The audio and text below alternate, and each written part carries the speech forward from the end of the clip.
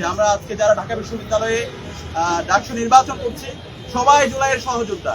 তো আমরা এই ধরনের আইডিয়াগুলো নিয়ে প্রতিযোগিতা করি, আমাদের ঢাকা বিশ্ববিদ্যালয়কে কিভাবে বিনির্মাণ করতে চাই সেটা নিয়ে আমরা প্রতিযোগিতা করি। কিন্তু আমরা বারবার এই কথাগুলো বলার পর দেখতে পাচ্ছি আমাদের যারা প্রতিপক্ষ আছে, আমাদের যারা বন্ধুপ্রতিম আছে, তারা ক্রমাগত সাইবার বুলিং করছে, ক্রমাগত মিথ্যা প্রপাগান্ডা করছে, ক্রমাগত সে আগের মতো করে বিষাদগার করছে। তো এই যে ডাকসু নির্বাচন উপলক্ষে একটা আমেজ বিরাজ করছে, শিক্ষার্থীরা যে নতুন নতুন চিন্তাগুলো শুনতে চায়, সেই চিন্তাগুলো না দিয়ে আপনারা যে পিছনে চলে যাচ্ছেন, এর মাধ্যমে শিক্ষার্থীরা আপনাদের প্রতি নেতিবাচক মনোভাব তৈরি হচ্ছে। ছাত্র শিবির কোনো এককালে স্কুলে ছাত্র শিবিরের কোনো একটা প্রোগ্রামে গেছে বা ছাত্র শিবিরের কোনো একটা গিফট কেউ নিছে, ছাত্র শিবিরের কিন্তু একবেলা চা খাইছে, নাস্তা করছে, এই জন্য তার সকল ধরনের কার্যক্রমে দায়িত্ব নিতে হবে। তাইলে তো মানে এই যে এখন যারা মন্ত্রী মিনিস্টার রয়েছে, অন্যান্য সংগঠন পরিচালনা করতেছে, আরো অনেক জায়গায় চাঁদাবাজি বা অন্যান্য কাজ করবে, অপরাধ করবে, যে জায়গায় করবে, ছাত্র শিবিরের কোনো একটা এপ্লাস সংগঠনে আসছে, কোনো একটা স্কিল ডেভেলপমেন্ট প্রোগ্রামে আসছে, কোনো একটা কিছু সব কিছু যদি এভাবে দিতে হয়, তাইলে তো ছাত্র দলের যেটা 1000 এটা 1 লক্ষ বোঝাবে। সে ভয়েসটা হলো আমাদের ভয়েস। আমরা বলছি বৈচিত্র্যের মধ্যে ঐক্য করতে চাই, আমরা সবার ঢাকা বিশ্ববিদ্যালয় করতে চাই, আমরা শহীদদের আকাঙ্ক্ষার আলোকে আমাদের ঢাকা বিশ্ববিদ্যালয়কে বিনির্মাণ করতে চাই এবং আমরা সবার বাংলাদেশ বিনির্মাণ করতে চাই। আমরা যদি দেখি ঢাকা বিশ্ববিদ্যালয়ে আজকে আমরা 100 বছর পার হয়েছে, স্বাধীনতার আজকে 5 দশক পার হয়েছে, কিন্তু এই ঢাকা বিশ্ববিদ্যালয়ে রাজনৈতিক অর্জন যেভাবে আছে, একাডেমিক অর্জন অথবা একাডেমিয়ায় সেভাবে আমরা ফোকাস দিতে পারিনি। কিন্তু একটা বিশ্ববিদ্যালয়ের মূল কাজ কি, আমরা এটা বারবার বলছি, সায়েন্স টেকনোলজি ইনোভেশনের মাধ্যমে পুরো বিশ্বকে নেতৃত্ব দেওয়া।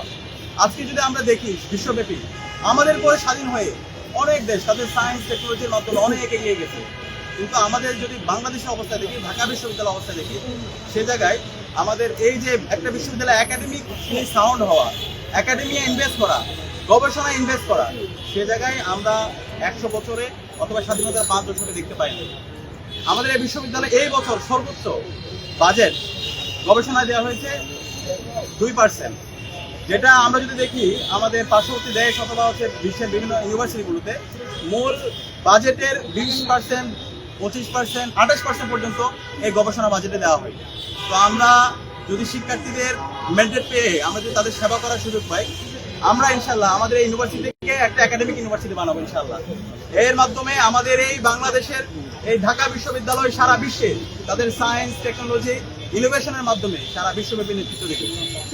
এবং আমরা দেখতে পাই আমাদের এই বিশ্ববিদ্যালয়ের শিক্ষার্থীরা যখন আসে প্রথম বর্ষ থেকে, তাদের ফলে একটা সিট নিয়ে তাদের সংকটে থাকতে হয়, তাদের খাদ্য নিয়ে তাদের সংকটে থাকতে হয়, আমাদের হেলথ নিয়ে, আমাদের হচ্ছে ক্যাম্পাসের অনিরাপত্তা নিয়ে, আমাদের বিশেষ করে আমাদের বোন যারা আছে, আমাদের ছাত্রী নারী যারা আছে, তাদের বিভিন্ন সাইবার বুলিং, তাদের নিরাপত্তা সংকটে ভুগত। তো আমরা যদি শিক্ষার্থীদের সেবা করার সুযোগ পাই, ইনশাল্লাহ আমরা ক্যাম্পাসের সামগ্রিক নিরাপত্তা এনশিওর করবো এবং সেই নিরাপত্তা এনশিওর করার রোডম্যাপটাও আমরা সাজিয়েছি। আমাদের ইশতেহারে আমরা পূর্ণাঙ্গভাবে সেখানে আমরা আমাদের প্রত্যাশাগুলো আমরা আপনাদের সামনে নিয়ে আসবো। তো আমরা আশা করব আমরা এখানে যারা আছি, আমরা আজকে যারা ঢাকা বিশ্ববিদ্যালয়ে ডাকসু নির্বাচন করছি সবাই জুলাইয়ের সহযোদ্ধা। তো আমরা এই ধরনের আইডিয়াগুলো নিয়ে প্রতিযোগিতা করি, আমাদের ঢাকা বিশ্ববিদ্যালয়কে কিভাবে বিনির্মাণ করতে চাই সেটা নিয়ে আমরা প্রতিযোগিতা করি। কিন্তু আমরা বারবার এই কথাগুলো বলার পর দেখতে পাচ্ছি আমাদের যারা প্রতিপক্ষ আছে, আমাদের যারা বন্ধুপ্রতিম আছে, তারা ক্রমাগত সাইবার বুলিং করছে, ক্রমাগত মিথ্যা প্রপাগান্ডা করছে, ক্রমাগত সে আগের মতো করে বিষাদগার করছে। তো এই যে ডাকসু নির্বাচন উপলক্ষে একটা আমেজ বিরাজ করছে, শিক্ষার্থীরা যে নতুন নতুন চিন্তাগুলো শুনতে চায়, সেই চিন্তাগুলো না দিয়ে আপনারা যে পিছনে চলে যাচ্ছেন, এর মাধ্যমে শিক্ষার্থীরা আপনাদের প্রতি নেতিবাচক মনোভাব তৈরি হচ্ছে। তো আমরা অনুরোধ করবো, আমরা ভালো কাজের প্রতিযোগিতা করি, আমরা আইডিয়ার প্রতিযোগিতা করি, আমরা কেমন ঢাকা বিশ্ববিদ্যালয় চাই সেই আইডিয়াগুলো শিক্ষার্থীদের সামনে নিয়ে আসি, শিক্ষার্থীদের স্বার্থের কথাগুলো করি এবং এভাবে আমরা প্রতিযোগিতা করি এবং যাদের নেতৃত্ব, যাদের দক্ষতা, যাদের কম্পিটেন্সি শিক্ষার্থীরা পছন্দ করবে, শিক্ষার্থীরা তাদেরকে মনোনীত করবে। এবং সে জায়গায় ঐক্যবদ্ধ শিক্ষার্থী জোটের জায়গা থেকে আমরা বলতে চাই, গত 1 বছর জুড়ে এবং জুলাই আন্দোলনে ঐক্যবদ্ধ শিক্ষার্থী জোটের আমরা যারা সদস্য আছি, আমাদের যে অ্যাক্টিভিটি, আমাদের যে কম্পিটেন্সি, শিক্ষার্থী বান্ধব যে কাজ, প্রশাসনের কাছে আমরা যে সংস্কার প্রস্তাবনাগুলো দিয়েছি, এই সব কিছুতেই আমরা বিশ্বাস করি ঢাকা বিশ্ববিদ্যালয়ের শিক্ষার্থীরা, ঐক্যবদ্ধ শিক্ষার্থী জোটের আমাদের প্যানেলের উপর তারা আস্থা রাখবে এবং এর মাধ্যমে আগামী ঢাকা বিশ্ববিদ্যালয়, শহীদদের আকাঙ্ক্ষার আলোকে ঢাকা বিশ্ববিদ্যালয় এবং সবচেয়ে ঢাকা বিশ্ববিদ্যালয় আমরা নির্মাণ করবো। সবাইকে অসংখ্য ধন্যবাদ। একটা প্রশ্ন ছিল।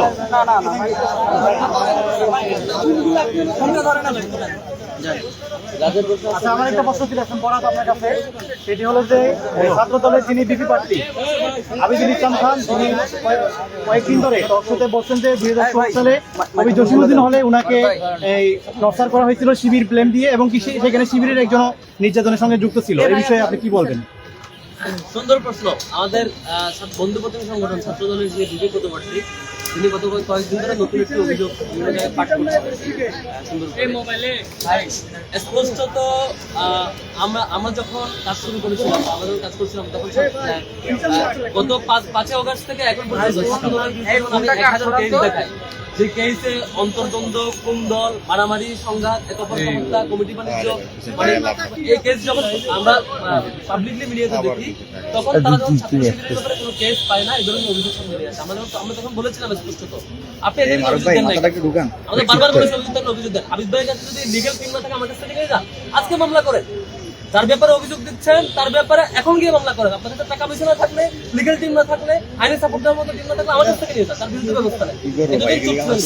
হঠাৎ করে এটা অভিযোগ, বানোয়ার অভিযোগ বলে লাভ নেই। আর যদি সত্যিকার অভিযোগ হয়, আপনি ব্যবস্থা নেন, আমরা আইনি সহযোগিতা ছাত্র সমাজে আমরা করবো কোনো অপরাধের বেলায়। আর যদি এমন হয় যে হচ্ছে শিবিরের ডাইরেক্ট আরো শিবির হয়ে যায়, কালকে দেখলাম আবিদ ভাই নাকি আপনার শিবির হয়ে গেছে। আবিদ ভাই কোথায়? আমরা ছাত্র শিবির সবাইকে ডায়েরি গিফট করলেন আর অন্য সংগঠনকে। হয়তো ভাই ওখান থেকে একটা ডায়েরি হাতে নিয়ে প্রেস কনফারেন্স করছে, ফেসবুকে তাকে শিবির বানাই দেওয়া। এখন ওনারা অন্তর্দ্বন্দ্বে একে অপরকে মন খারাপ করবে, একে অপরকে শিবির বানাবে ট্যাগিং দিয়ে নিজেদের দলের মধ্যে, নিজেদের দলের মধ্যে একে অপরকে খুনও করতে পারে। এই ট্যাগিং এর রাজনীতিতে ওনারা একটা অভিযোগ বানাবে, সেই অভিযোগ আমাদের বিশ্বাস করতে হবে। আর সেই অভিযোগ সত্য হয়ে থাকলে আপনি ব্যবস্থা নেন। হঠাৎ করে ডাক্তার আগ মুহূর্তে এসে বাংলার গল্প করে লাভ নাই। আর আপনি যদি ব্যবস্থা নেন, আমরা লিগ্যাল টিম দিয়ে আপনাদের সাপোর্ট করি। আর দ্বিতীয়ত হচ্ছে ডাকসু আসার পর থেকে, মানে ডাকসু ইলেকশন হওয়ার ফ্লো শুরু হওয়ার পর থেকে বানোয়ার গল্প সবাই বানানো শুরু করছে। আমরা স্পষ্ট ক্লিয়ারেন্স দিয়েছি, বলেছি ছাত্র শিবিরের ব্যাপারে যে কোনো কনসার্ন। আর যদি ছাত্র শিবির কোনো এককালে স্কুলে ছাত্র শিবিরের কোনো একটা প্রোগ্রামে গেছে, বা ছাত্র শিবিরের কোনো একটা গিফট কেউ নিছে, ছাত্র শিবিরের কিন্তু একবেলা চা খাইছে, নাস্তা করছে, এই জন্য তার সকল ধরনের কার্যক্রমে দায়িত্ব নিতে হবে। তাইলে তো মানে এই যে এখন যারা মন্ত্রী মিনিস্টার হয়েছে, অন্যান্য সংগঠন পরিচালনা করতেছে, আর অনেক জায়গায় চাঁদাবাজি বা অন্যান্য কাজ করবে, অপরাধ করবে, যে জায়গায় করবে, ছাত্র শিবিরের কোনো একটা অ্যাপ্লাস সংগঠনে আসছে, কোনো একটা স্কিল ডেভেলপমেন্ট প্রোগ্রামে আসছে, কোনো একটা কিছু সব কিছু যদি ওইভাবে দিতে হয়, তাইলে তো ছাত্র দলের কেস যেটা 1000, এটা 1 লক্ষে পৌঁছাবে। যে কেস আমরা 1000 খুনাখুনি এবং রক্তপাতের হিস্ট্রি বলতেছি 5 তারিখের পর থেকে, 1000 ঘটনা গত 5 তারিখের পর থেকে, এটা 1 লক্ষে পৌঁছাবে। সেটা আগে আমার কাছ থেকে আপনারা নিয়ে যায়। Thank you. ছাত্র শিবির কোনো এককালে স্কুলে ছাত্র শিবিরের কোনো একটা প্রোগ্রামে গেছে, বা ছাত্র শিবিরের কোনো একটা গিফট কেউ নিছে, ছাত্র শিবির কিন্তু একবেলা চা খাইছে, নাস্তা করছে, এই জন্য তার সকল ধরনের কার্যক্রমে দায়িত্ব নিতে হবে।